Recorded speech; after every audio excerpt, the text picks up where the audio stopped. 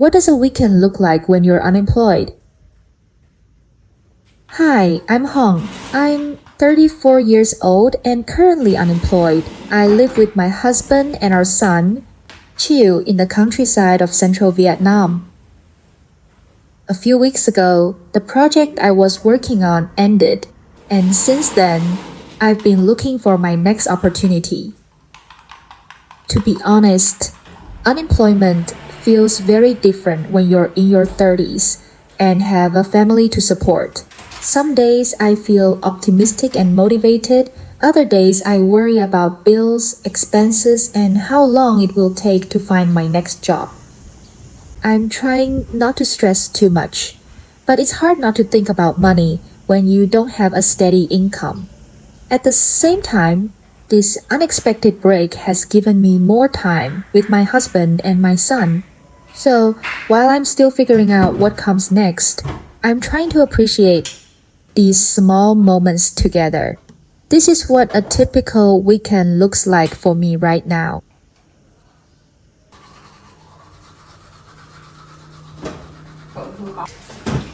Chill's been coughing lately, so he's rinsing with salt water.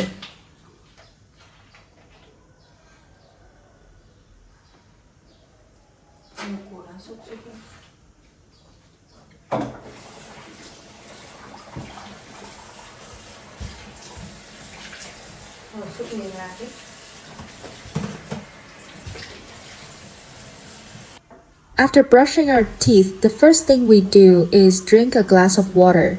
It's a simple habit, but after a long night's sleep, it's a good way to rehydrate and start the day feeling refreshed. After getting ready, we head out for coffee.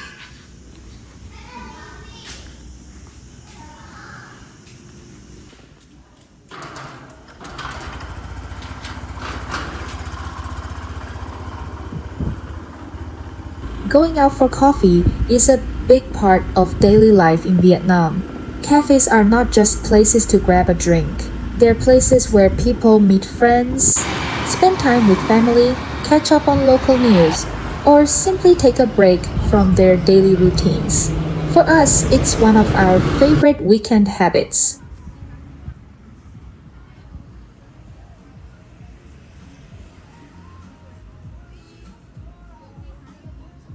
Since it's the weekend, the cafe is already quite busy. Most of the seats are taken, so the only tables left are outside.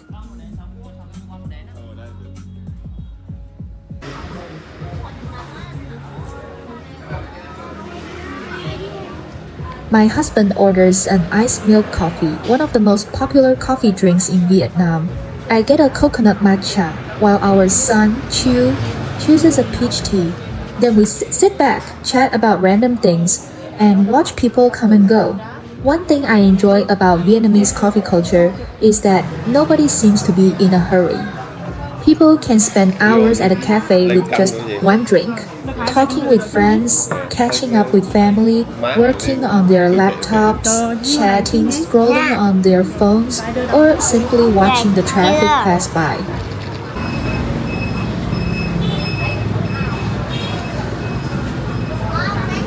A little later, my sister and her family arrive and join us. The conversation gets louder, the kids start playing together, and what began as a quiet morning coffee slowly turns into a family gathering. Moments like these remind me that even during uncertain times, life still goes on.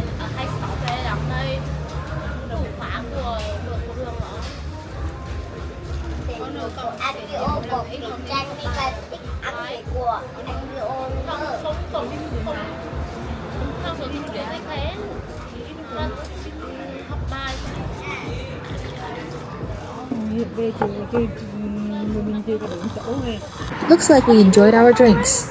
I guess that's a good sign.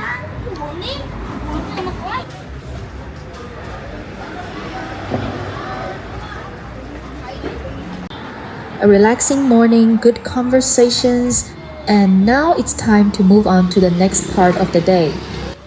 After coffee, we head to my sister's house for lunch.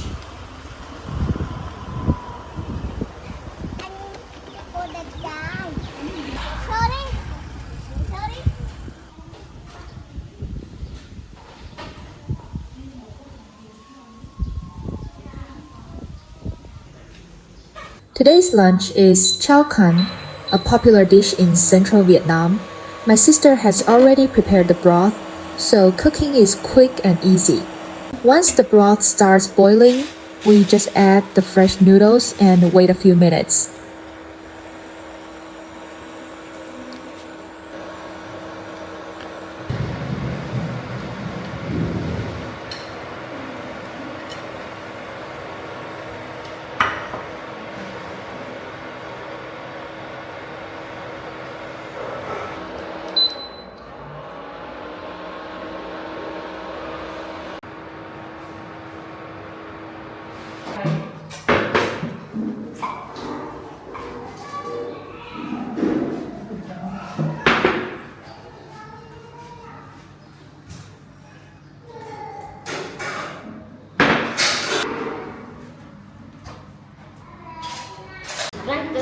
It's a hot summer day, so the kids quickly take off their shirts and run around the house.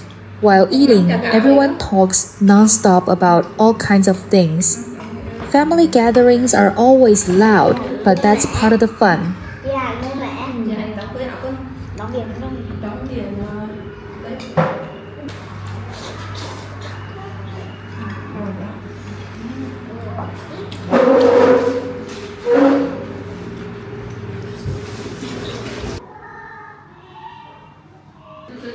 We chat about all sorts of things. Honestly, there's no real topic at all.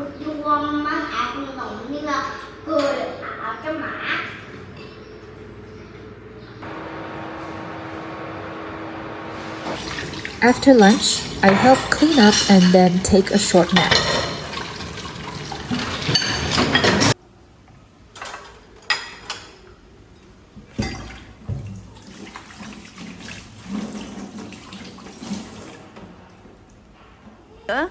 Thì nó kêu lên xe với mai đi không đấy. Lên xe tưởng ấy.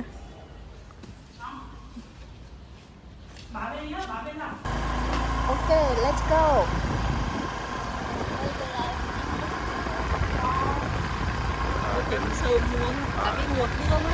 On hot summer days like this, there's nothing better than going for a swim. We choose a quiet part of the beach with very few people around. I noticed a few handmade trash bins along the beach. They look simple but surprisingly beautiful.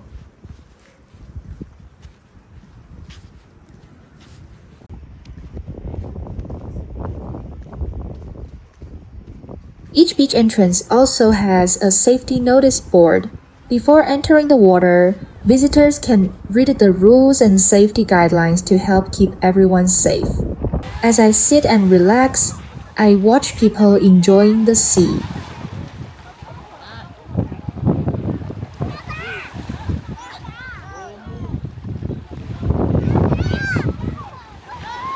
In the distance, there are warning flags marking the deeper water. Swimmers aren't allowed to go beyond those flags for safety reasons.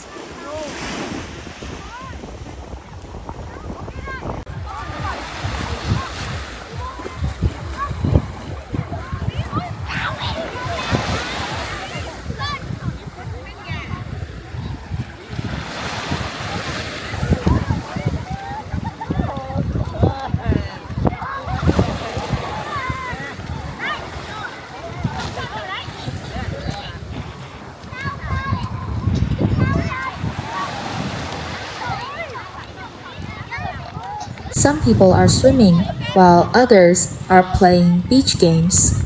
My nephew spends his time collecting seashells, something he does almost every time we come here. He keeps them as part of his little collection.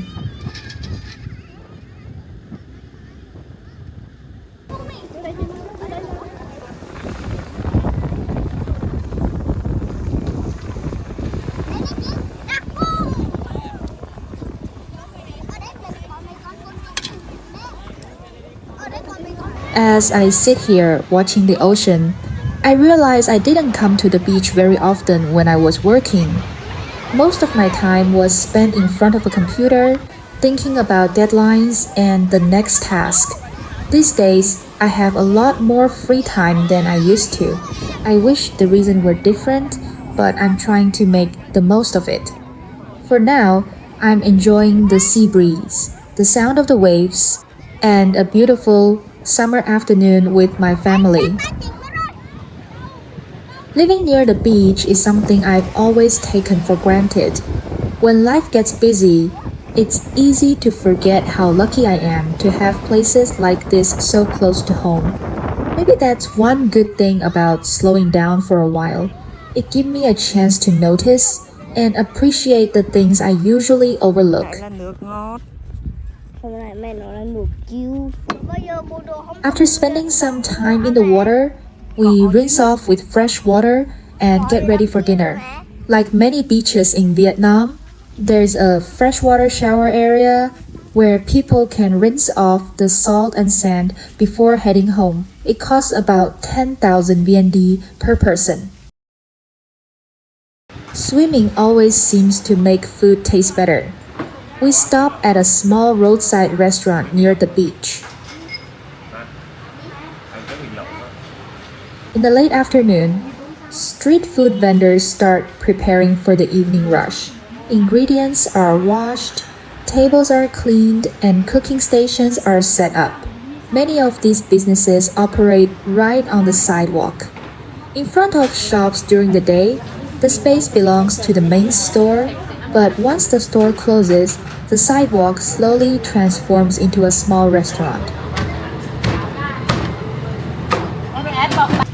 As we walk by, I can see people sweeping the ground and arranging tables and chairs for customers. It's a scene you'll find almost everywhere in Vietnam. Some places stay open until midnight, while others continue serving food until 1 or even 2 in the morning.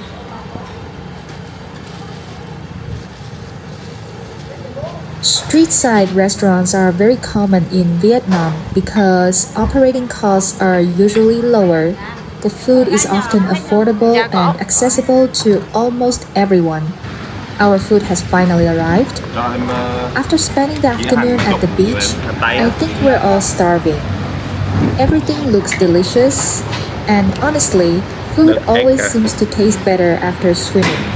One of the dishes on our table today is duck egg, or balut. Have you ever tried it before? Probably one of the most controversial foods in Vietnam. Some people love it, while others won't even go near it.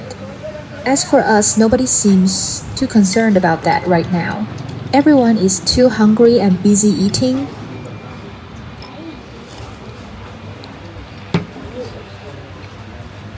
Chiu is still learning how to use chopsticks properly. Sometimes he gets frustrated, and sometimes he surprises us by picking up food perfectly. In Vietnam, most meals are eaten with chopsticks, so it's something children learn from a very young age. Like many parents, we are happy to let him learn at his own pace.